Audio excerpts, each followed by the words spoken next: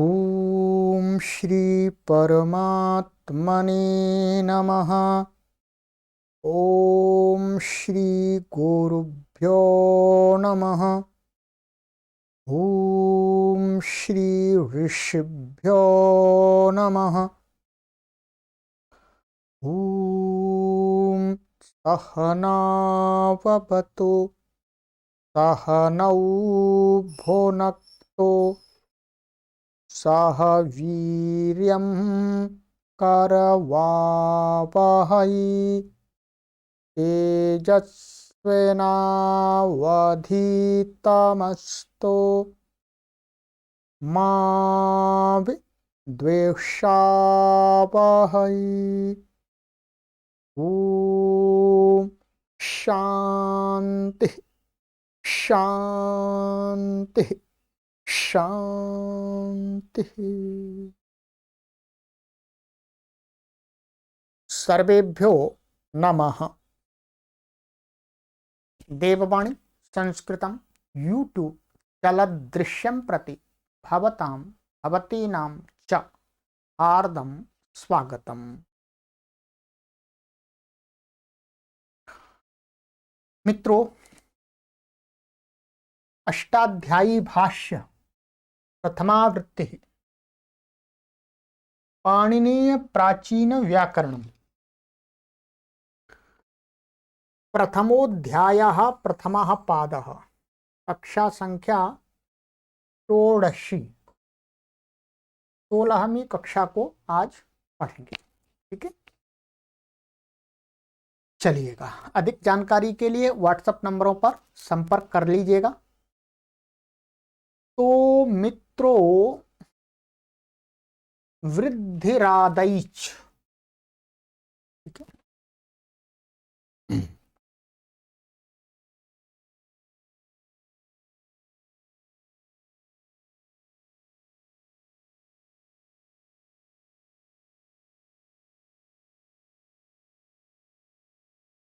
का जो उदाहरण एक हमने सिद्ध किया है गत कक्षाओं में, भागः, इसकी सिद्धि पूरी आपको हमने बना के दिखाई है, जिसमें अनेक सूत्र लगे हैं, परंतु वृद्धिरादैच सूत्र की आवश्यकता भी इस सिद्धि में आई थी।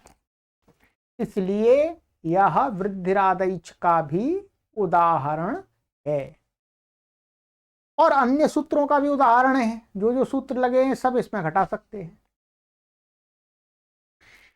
अब आगे त्यागः यागः, ये जो दो सिद्धियां मैंने आपको बताया था, गुरुजी ने यहाँ पर गृह कार्य के रूप में दिया था कि इसे आपको अपनी नोटबुक पर इसी भागः सिद्धि के तुल्य सूत्र लगा करके आपको स्वयं बनाना है, यही बताया था आपको।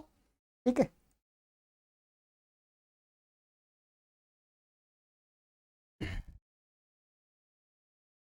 तो आपने अवश्य किया होगा, यदि नहीं किया है तो आपको सिद्धि करनी होगी। ऑफलाइन पढ़ने का ये मतलब नहीं है केवल श्रवण ही करना है, नहीं। वो ऑनलाइन पढ़ने का मतलब ये नहीं है केवल श्रवण ही करना है। ऑफलाइन में जैसे ये पढ़ाई जाती है वैसे ही आपको ऑनलाइन में पढ़ाई जा रही है और आपको पढ़नी होगी। ठीक है, ये हमने ऑफलाइन पढ़ी है, संपूर्ण व्याकरण को ऑफलाइन पढ़ा है, इसलिए हमें ज्ञात है कि किस प्रकार से इसको पढ़ना चाहिए पाठकों को। अब हम ऑफलाइन आपको नहीं पढ़ा सकते हैं। वर्तमान टेक्नोलॉजी में हम करोड़ों लोगों को अपने स्थान पर बैठे बैठे ही उनके स्थान पर उन सभी पाठकों को ऑनलाइन पढ़ा सकते हैं, इसलिए ये माध्यम संचालित किया जा रहा है। पर पढ़ाई का ढंग वही होगा, अध्ययन की जो पद्धति होगी, अध्ययन का जो प्रकार होगा, वो जैसे ऑफलाइन में होता है वैसे ही वहाँ गुरुजी पढ़ाते हैं अपने शिष्यगणों को, वैसे हम आपको पढ़ा रहे हैं अपने प्रिय पाठकों को, वहां पर भी कार्य दिया जाता है, कार्य विद्यार्थी करके लाते हैं, वैसे आपको भी करना होगा, तभी आपको ठीक से समझ में आएगा। ठीक है, समय निश्चित समय दीजिएगा, प्रतिदिन समय दीजिएगा इस कक्षा के लिए।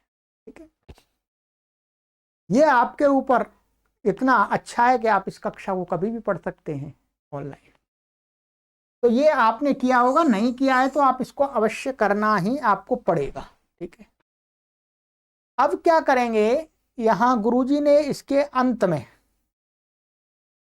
जो निर्देश दिया है उस निर्देश का हम पूर्णतः 100% 100% पालन करेंगे, क्योंकि गुरुजी ने तो हजारों विद्यार्थी तैयार किए ऑफलाइन। ठीक है, हम ऑनलाइन करोड़ों विद्यार्थियों को तैयार करने के लिए तत्पर हुए हैं।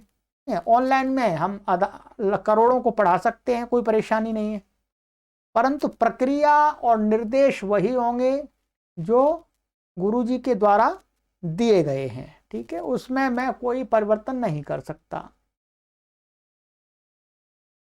ये मैंने आपको बताया था, ये दो उदाहरण त्यागः और ये यागः और त्यागः। ठीक है, ये मैं आपको बता दूंगा, इसमें कुछ परिवर्तन है, थोड़ा सा, वो परिवर्तन क्या है वो मैं आपको बताऊंगा।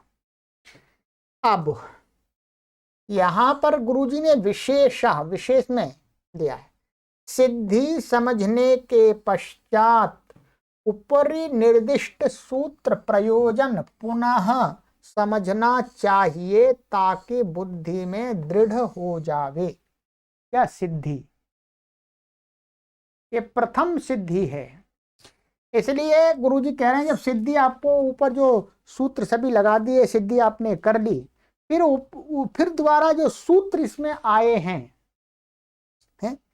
और ये सूत्र आया है वृद्धिरादैच। ठीक है, इसका प्रयोजन बार बार समझना चाहिए, अन्य सूत्रों का भी प्रयोजन समझना चाहिए। ठीक है, इसके लिए मैं आज की कक्षा में यही कार्य करूंगा, जो हमने आपको सिद्धि पूरी पढ़ाई है भागः, उस पूरे की आवृत्ति कराऊंगा आज। ठीक है, आवृत्ति कराऊंगा, और ये पाठः और तापः में क्या थोड़ा सा अलग है वो भी बता दूंगा, फिर आप पाठः और तापः की सिद्धि भी कर लेंगे। चलिएगा, पुस्तक खोल लीजिएगा, सिद्धि को शुरू से आरंभ करते हैं, इसकी आवृत्ति करेंगे आज। ठीक है,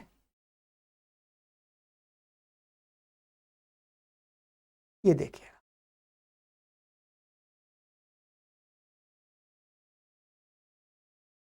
भाज्य सेवायाम, वैसे वास्तव में ऐसी धातु है, भाज्य सेवायाम, ये है, ये धातु पाठ में, तो इससे क्या है, इसको धातु क्यों बोलते हैं, क्योंकि भूवादयो धातवः, माने भू शब्द है आदि में, जिस पुस्तक में जिन शब्दों के कह सकते हैं, ऐसे जो क्रियावाची शब्द हैं उनकी क्या कही गई है, महर्षि पाणिनि की कही है धातु संज्ञा।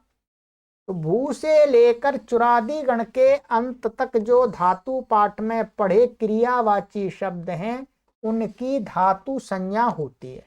तो ये संज्ञा सूत्र है, इसने धातु संज्ञा की, ये वहीं पड़ा हुआ है, क्रियावाची शब्द है, धातु पाठ में पड़ा हुआ है, इसलिए इसका भी नाम धातु है।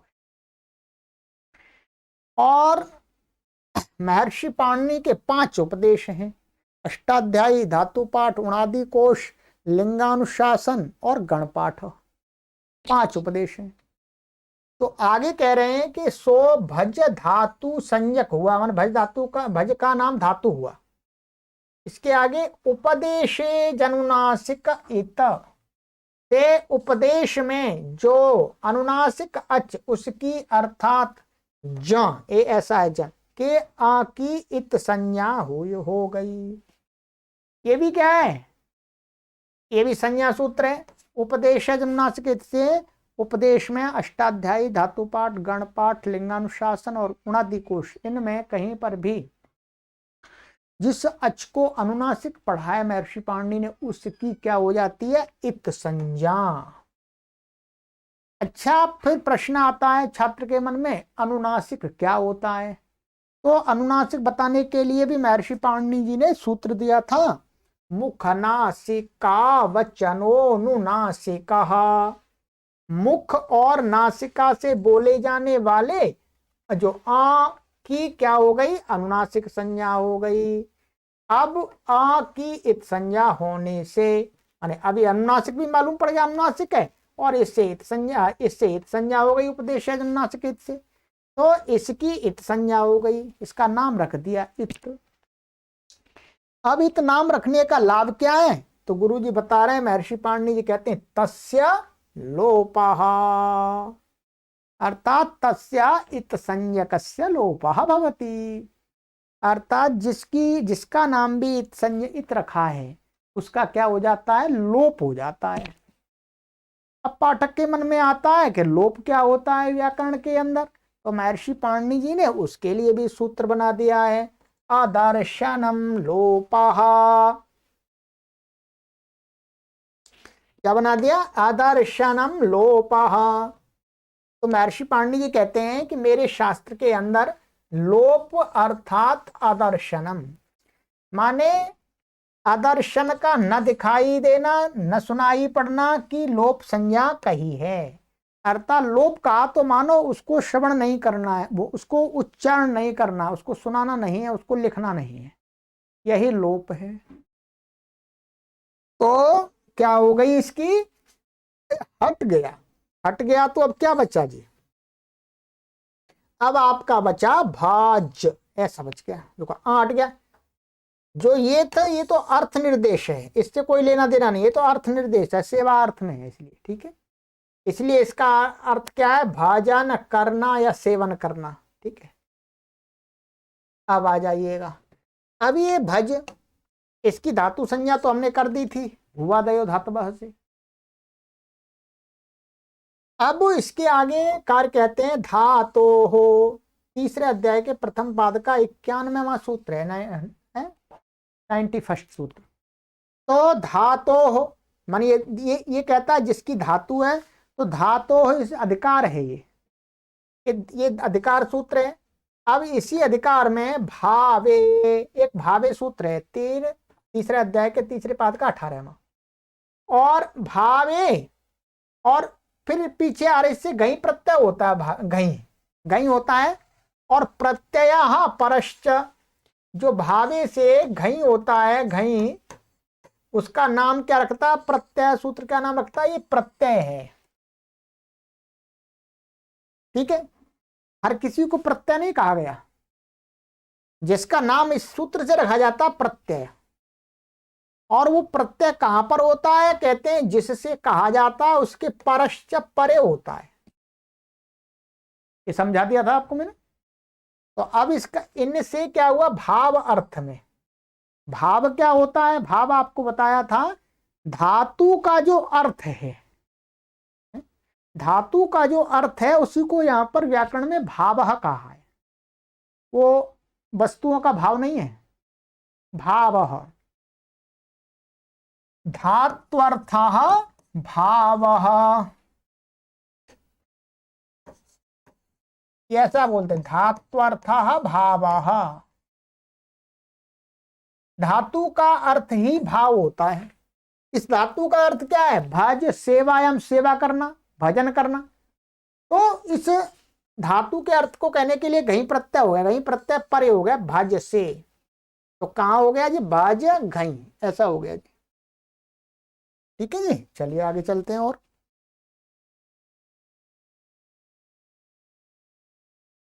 अब आपका ये भज घई, अब हलंत्यम, हलंत्यम सूत्र कहता है कि उपदेश में जो अंतिम हल होता है, व्यंजन होता है, उसकी क्या होती है, इत संज्ञा होती है, माने अंतिम हल। ये क्या है, हल है, व्यंजन है, तो अंत में उपदेश में अष्टाध्यायी का प्रत्यय है, तो यहाँ की इत संज्ञा हो गई जी, ठीक है, इत संज्ञा हो गई इसकी।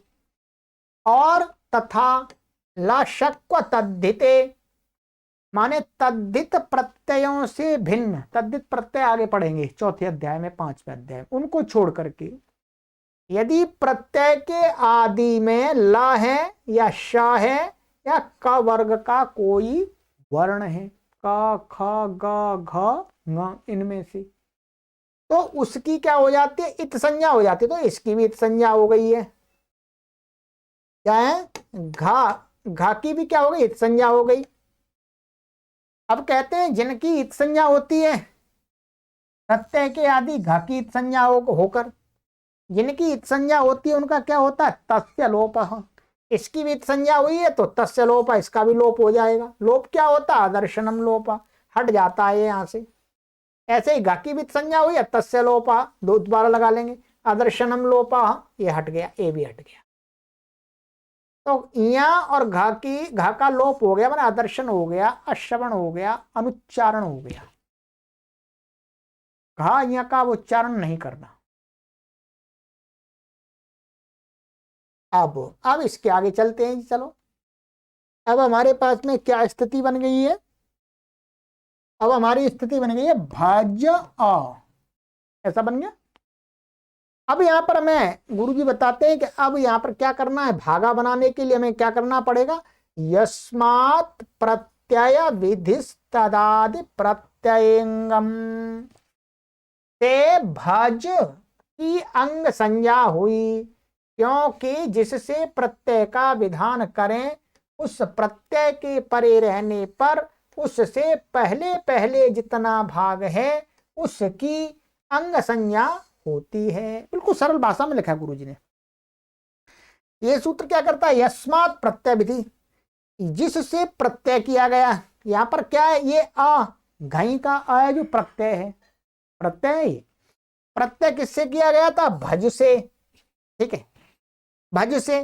तो अब कह रहे हैं उस प्रत्यय के परे रहते पूर्व में जो जितना भी भाग है उस पूरे की क्या हो जाती है, अंग संज्ञा होती है। यानी अंग नाम रख दिया इसका, क्या नाम हो गया, अंग हो गया।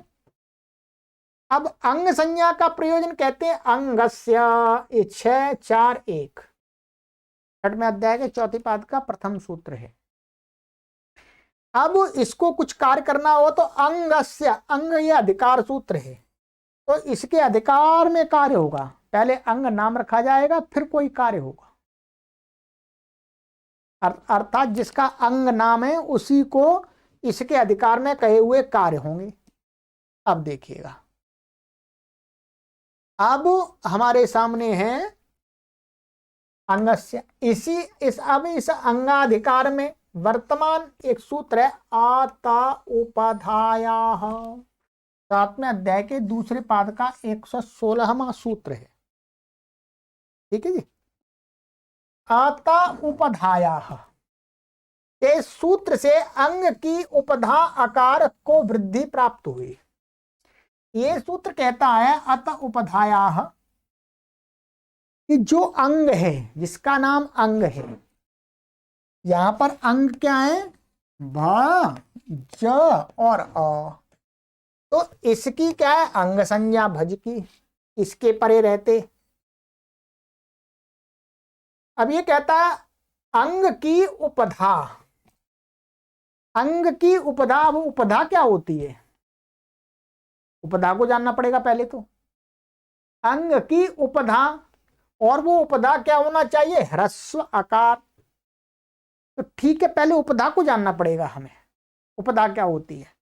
तो महर्षि पाणिनि ने उपधा किसे कहते हैं यह बताने के लिए अलोन्त्यात पूर्व उपधा 1:1:64 ने बताया कि अंत्य वर्ण से, अंत्य अल माने वर्ण कह सकते से पूर्व वर्ण की उपधा संज्ञा होती है। अलोन्त्यात पूर्व उपधा ने क्या कहा कि हमें इसमें उपधा देखनी है, भज में उपधा क्या है, क्योंकि इसी की तो अंग संज्ञा है। तो इसमें उपधा कहते हैं अलोन्त्यात पूर्व उपधा, ये सूत्र है। ये कहता है जो जिसमें हम उपधा देख रहे हैं उसमें हमें क्या पहचानना है, उसका अंतिम वर्ण पहचानना है। अंतिम वर्ण, अंतिम अल क्या है इसमें, ज। और अंत्यात मान उससे पूर्व वाला जो वर्ण है, पूर्व वाला वर्ण क्या है, अ, उसका ही नाम होता है उपधा। सरल है बिल्कुल। इसका अर्थ हुआ कि भाज्य में जो अ है इसका नाम हो गया उपधा। अब इस सूत्र को लगाएंगे।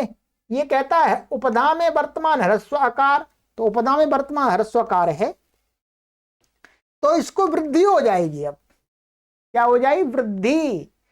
अब वृद्धि शब्द हमारी कानों में आया, श्रवण, हमें श्रवण हुआ, तो फिर हम सोचते हैं वृद्धि का अर्थ तो लोक में क्या होता है, बढ़ना होता है, ग्रोथ करना होता है। यहां पर किसको बढ़ाना है और कितना बढ़ाना है, कोई सीमा भी होनी चाहिए, बढ़ाने की तो कोई सीमा ही नहीं है। तब ये कहता है, अच्छा जी, महर्षि पाणिनि जी कहते हैं भाई मेरे शास्त्र में वृद्धि शब्द का अर्थ बढ़ना नहीं लेना है, बढ़ना नहीं लेना है। कहते हैं मेरे शास्त्र में वृद्धि का अर्थ क्या लेना है, ये मैंने प्रथम सूत्र में ही बताया है, प्रथम अध्याय के प्रथम पाद के प्रथम सूत्र में, जिसको हम पढ़ रहे हैं। तो अकी उपदा संज्ञा, प्रकृत सूत्र माने प्रकृत सूत्र का अर्थ होता है जिस सूत्र को हम मुख्य रूप से पढ़ रहे हैं। आगे भी बोलेंगे प्रकृत सूत्र, प्रकृत सूत्र का अर्थ है जिस सूत्र को हम मुख्य रूप से पढ़ रहे हैं। किसको पढ़ रहे हैं, वृद्धिरादैच, इसी को तो पढ़ रहे हैं। ये सूत्र तो गौण रूप में पढ़ रहे हैं, ये तो जब क्रम में आएंगे तब पढ़ेंगे। अब प्रकृत सूत्र माने जिस सूत्र को मुख्य रूप से पढ़ रहे हैं वो।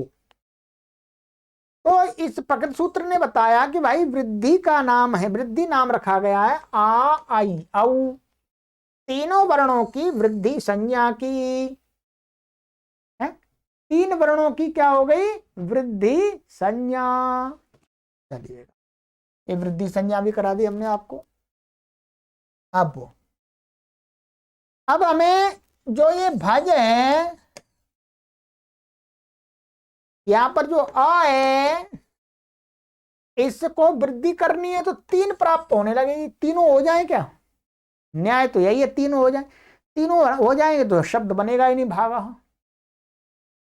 तीनों वर्णों की वृद्धि संज्ञा हुई, कि वृद्धि संज्ञा की, अतः आकार के स्थान में तीनों वृद्धि संज्ञक आ, आई, औ प्राप्त हुए। तीनों में से एक करना है बस, सारे तो करने नहीं है, तो पक्का है। अब आप कहेंगे सारे क्यों नहीं करने, सारे इसलिए नहीं करने क्योंकि भागा बनाना है, भाई का भाऊ का नहीं बनाना। ठीक है, तो अब पर निर्णय कैसे होगा कौन सा होना है, तो इसके लिए कौन सा वर्ण हो इसका निर्णय करता है स्थानियंतर तमहा। ये मैंने आपको समझा दिया था कि एक स्थान में एक स्थानीय को कई आदेश प्राप्त हो रहे हों तो फिर उसमें क्या देखना पड़ता है, उसका सबसे सदृशतम आदेश को देखना पड़ता है। स्थानीय के सबसे सदृशतम आदेश को हम लाते हैं। तो ये परिभाषा सूत्र ने किया है कि स्थान में स्थानीय का, स्थानीय जो उसका अंतरतम सदृशतम आदेश हो। ये क्या है, आदेश है। और ये क्या है, आ क्या है, स्थानीय। और अ जहां बैठा हुआ है वो है उसका स्थान। ये बातें भी आपको समझनी अच्छी प्रकार से। स्थान, स्थानीय, आदेश। तो अब सो आका सदृशतम, ये मैंने आपको प्रयत्न, स्थान आदि से सब कुछ समझा दिया था, वो आपको वही समझ लेना है। ठीक है, तो यहां पर आका सदृशतम क्या होता है, स्थान की दृष्टि से और प्रयत्न की दृष्टि से। प्रयत्न की दृष्टि से तो सारे हो रहे थे, केवल स्थान की दृष्टि से ही क्या हो रहा था, आ मिल रहा था। आ के साथ में, आ के साथ में आ ही मिल रहा है, आई औ नहीं मिल रही। तो अब वृद्धि क्या हो जाएगी, इसको आ हो गया, मैंने अ को आ हो गया, ये हो गया। अच्छा जी, अब हमारा क्या बन गया जी, बोलो। अब बन गया भाज आ। अब पुनः अंगाधिकार में इसकी अंग संज्ञा तो है ही, अंग संज्ञा रहेगी पहले से ही।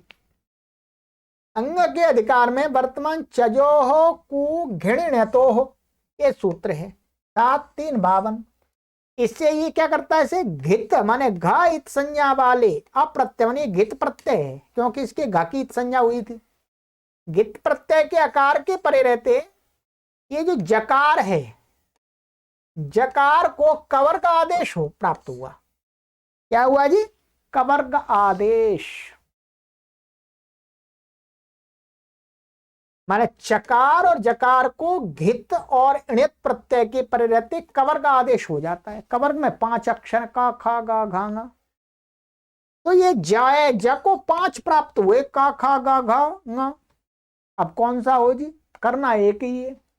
फिर दोबारा वो सूत्र आ गया स्थानेन्तरतमः, ये मैंने आपको समझा दिया था विस्तार से, है घोष अघोष नाद सम नाद आदि सब मिलाकर के इनमें से का खा गा घा गा में से जा ही जका सदृश क्या बैठ रहा था, ग बैठ रहा था, ग हुआ था,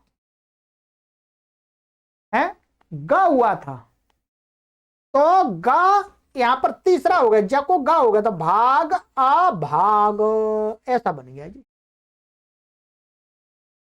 अब कृत तिंग, अब भाग बना लिया हमने। ये क्या कृत तिंग कहता है कि घई जो प्रत्यय इसकी कृत संज्ञा है, ये बता दिया था आपको। धातु के अधिकार में कहे हुए धातु से आगे आगे जो भी तीसरे अध्याय के प्रत्यय वो कृत हैं, तिंग को छोड़ करके 18 प्रत्ययों को छोड़ करके। तो ये घई की क्या है, कृत संज्ञा। तो इसलिए अब ये कैसा कृदंत हो गया, भाग के कृदंत होने में कृत अंत में आ गया घई होने के कारण कृत तद्धित समासाश्च।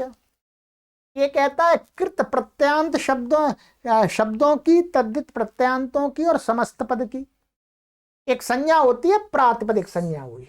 इसका नाम पूरे का एक क्या हो गया, प्रातिपदिक। प्रातिपदिक हो गया। अब प्रातिपदिक संज्ञा हो गई तो प्रातिपदिक संज्ञा का अवकार क्या है, अवकार है कहते हैं न्या प्रातिपदिकात, ये अधिकार सूत्र है।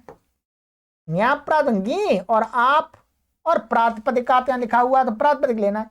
यहां से आगे जो भी कोई कार्य होगा, चौथे अध्याय के प्रथम पाद का ये प्रथम सूत्र है, तो यहां से आगे जो भी कोई कार्य होगा वो प्रातिपदिक से क्या करना चाहिए, अथवा गी या आप, ये बड़ा हुआ है यहां पर, उसको अभी छोड़ देते हैं। तो हमें क्या करना है, स्वादि उत्पत्ति करनी है, भागा बनाना है। क्या बनाना बोलो, भागा। तो अब भागा के लिए इसके अधिकार में ये सूत्र है स्वौ जसमौ छष्टाभ्याम भिस्ङेभ्याम भ्यस घसीभ्याम भ्यस घसो साम न्यो सुप। 21 प्रत्यय करता है।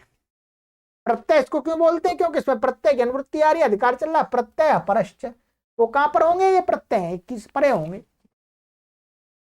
इनको क्या बोलते हैं, स्वादी।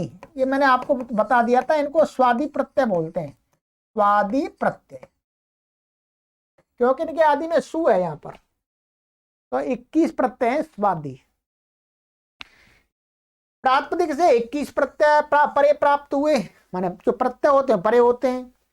हमें एक ही लाना है, तब सुपाहा प्रथम अध्याय के चौथे पाद के 102वां सूत्र ने कहा कि इन प्रत्ययों की 3-3 के जुट की, माने 21 है, 3-3 इसमें जोड़े बना लेंगे, और उन जोड़ों की क्रमशः पहले जोड़े में 3 है तो 3 की एक वचन द्विवचन बहुवचन, फिर दूसरे जोड़े में एक वचन द्विवचन बहुवचन, इस प्रकार से क्रम से एक वचन द्विवचन और बहुवचन संज्ञा हुई।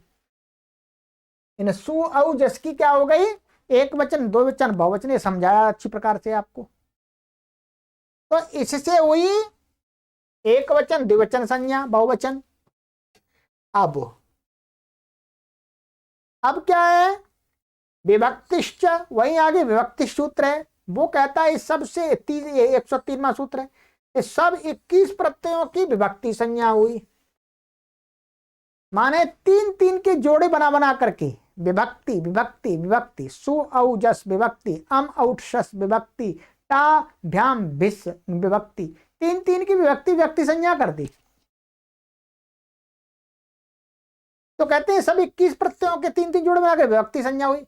अब विभक्ति जो पहला जोड़ा है उसको प्रथमा बोलते हैं, प्रथमा विभक्ति, द्वितीय है उसको द्वितीय विभक्ति, तीसरे जोड़े को तृतीय विभक्ति, चौथे जोड़े को चतुर्थी विभक्ति, पांचवें जोड़े को पंचमी विभक्ति, छठे जोड़े को षष्ठी विभक्ति, सातवें जोड़े को सप्तमी विभक्ति, ऐसे नाम दे दिए। और विभक्ति इसी से होता है। अब क्या हुआ, प्रातिपदिकार्थ लिंग परिमाण वचन मात्रे प्रथमा। प्रातिपदिक के अर्थ को कहने के लिए, लिंग आदि को अर्थ को कहने के लिए कौन सी विभक्ति लानी चाहिए, प्रथमा, प्रथमा विभक्ति। तो हमें यहां प्रातिपदिकार्थ आदि को कहना है तो क्या हुई, यहां प्रथमा विभक्ति हो गई।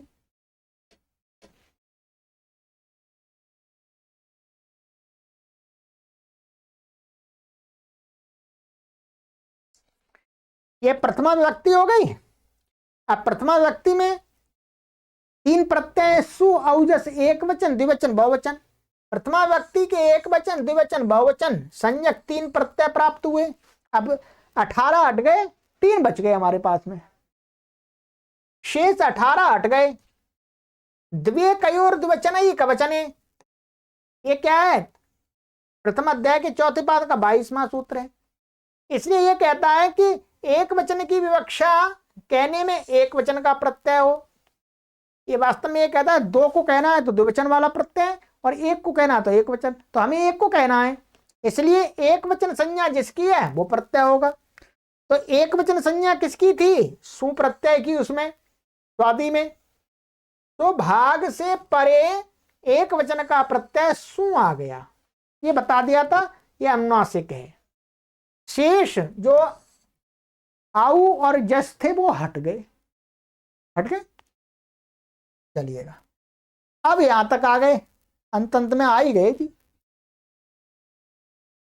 अब आपका भाग सु, अब क्या है, मुखनासिका वचनोन्नासिका। ये जो ऊ है ये कैसा, मुख और नासिका से उच्चारण हो रहा है, तो इसका नाम क्या, अनुनासिक है। उपदेश में है, अष्टाध्यायी में, तो उपदेश है अनुनासिक से हित संज्ञा हो गई, इसकी ऊ की हित संज्ञा हो गई। तस्य लोपः, उससे ऊ की है जिसकी हित संज्ञा होती है उसका लोप हो जाता है। लोप क्या है, अदर्शनम लोपः, से लोप हो गया जी, हट गया। जाओ आप जाओ, अनुच्चारण हो गया, अश्रवण हो गया, अदर्शन हो गया। अब भाग स ऐसा रहा।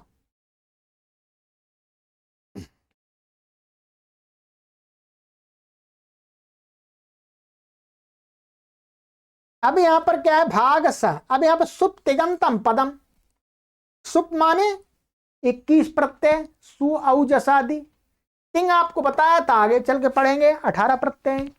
ये जिनके अंत में होते हैं उसको क्या बोलते हैं, पदम, उसका नाम पद हो गया। सु यहां पर अंत में, इसलिए क्या हो गया, पद हो गया। अब इसके सुप अंत वाले भागस की पद संज्ञा हुई। अब पदस्य पद संज्ञा हुई, पद का कार्य क्या कहते हैं, पदस्य। आगे 8वें अध्याय के प्रथम पाद का 16वां सूत्र है, अधिकार सूत्र है। तो पदस्य के अधिकार में कहते हैं, पदाधिकार में एक सूत्र है वर्तमान, सजुषो रुहु। ये कहता है कि पद के अंत में वर्तमान यदि स अथवा सजुष का मूर्धन्य श, तो यहां पर हमें देखना है इसका नाम पद है, पद के अंत में स है, तो उस पद के अंत के स को रू हो गया जी। क्या हो गया, रू, और रू कर लो जी, स को रू कर दिया हमने, रू हो गया। अब इसमें क्या है, पूर्वत रू के ऊ की हित संज्ञा, माने ए ऊ अनुनासिका मुखनासिका वचनोन्नासिका, और फिर उपदेश अनुनासिक से इसकी हित संज्ञा हो गई। तस्य लोपा अदर्शनम लोपा, से लोप हो गया जी। क्या बच गया जी, भाग र। आ गए जी, आ गए, भाग र। अब इसमें क्या, भागर, अब विराम अवसानम, विराम की अवसान संज्ञा होती। विराम माने आगे कुछ भी वर्णों का उच्चारण नहीं करना, वर्णों के अभाव की ही क्या होती है, अवसान संज्ञा। अवसान संज्ञा हो गई यहाँ पर इसकी, यहाँ कुछ है ही नहीं आगे, हमें इतना ही बोलना है। फिर आगे सूत्र है यहीं पर 8वें अध्याय के 3 पाद के 15वां, खर अवसान और विसर्जनीय, माने खर माने वर्ग के प्रथम और द्वितीय, और श श श इनके बाद में रहते हुए पूर्व में जो र होता है, अथवा अवसान माने बाद में अवसान आ रहा हो, अवसान का अर्थ है वर्णों का अभाव आ रहा हो, तो अंत में वर्तमान जो र होता है उसको विसर्ग हो जाता है, विसर्जनीय हो जाता है। ठीक है जी, क्या हो गया, भागः बन गया जी। अब कोई परेशानी नहीं है, मैंने पूरी आपको आवृत्ति कराई है। कभी भी भागा की सिद्धि देखनी हो तो आप इस वीडियो में पूरी देख सकते हैं, शॉर्टकट में। विस्तार से पहले समझना होगा, तब आपको इसमें आवृत्ति हो जाएगी। तो ये भागः बन गया। अब आपके थे इसी प्रकार से, आपको मैंने बता दिया, यागा बनेगा त्याग, और ये त्यज से त्यागः बनेगा, त्यज से यागा, ये ऐसी है याजा और त्याज, ये बता दिया था। बिल्कुल यही सूत्र लगे सभी। पाठः और तापः, ये वस्तुतः वहां उदाहरण तो नहीं है, फिर भी यहां गुरुजी ने दिए हैं। इसमें भी ये सभी सूत्र लगेंगे, केवल एक सूत्र नहीं लगेगा। ये धातु क्या है, पाठ, ऐसी है, पाठ व्यक्तायाम वाची, धातु पाठ में देख लीजिएगा। ये ताप, ये ऐसे है, ताप संताया, संतापे, संताप अर्थ में। अब यहां पर ये सारे सूत्र लगेंगे, केवल एक सूत्र नहीं लगेगा। कौन सा, मैं बता देता हूं। इसमें ये वाला सूत्र नहीं लगेगा, ध्यान दीजिए, ये वाला सूत्र नहीं लगेगा, क्योंकि यहां इस धातु में पाठ में और तप में च और ज नहीं है, ये नहीं लगेगा। और जब ये नहीं लगेगा तो इसके साथ में जब ये लगता है तो ये भी नहीं लगेगा, इसके साथ नहीं लगता ये, परंतु यहां पर तो ये लगेगा। जब वृद्धि करेंगे तब तो ये तो लगेगा यहां पर, इसका मतलब ये तो लग जाएगा, वो ही एक सूत्र नहीं लगेगा। एक सूत्र माने ये दोनों इकट्ठे लगते हैं एक साथ, तो ये दोनों यहां पर हट जाएंगे बस। बाकी पाठः और तापा आपके बिल्कुल ऐसे ही बनेंगे, कुछ भी नया नहीं है। पाठा का अर्थ है पढ़ना, तापः का अर्थ है संताप होना, दुख होना है। ठीक है, तो ये तो मैंने आपको आवृत्ति करा दीजिए, ठीक है। और बाकी अब आपको ये स्वयं करना है।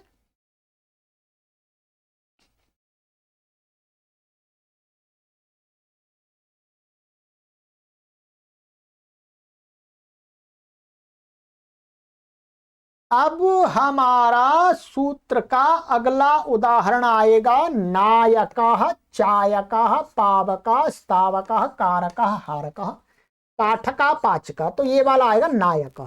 तो अब बनाएंगे आगे की कक्षा में उदाहरण नायकः, ठीक है। चलिएगा आगे की कक्षा में मिलते हैं। बहुत परिश्रम करना पड़ता पढ़ाने के लिए, ध्यान रखिएगा, पढ़ने वाले से भी अधिक पढ़ाने वाले को परिश्रम करना पड़ता है व्याकरण के अंदर। हम तैयार हैं, आप पढ़िएगा। सर्वेभ्यो नमः।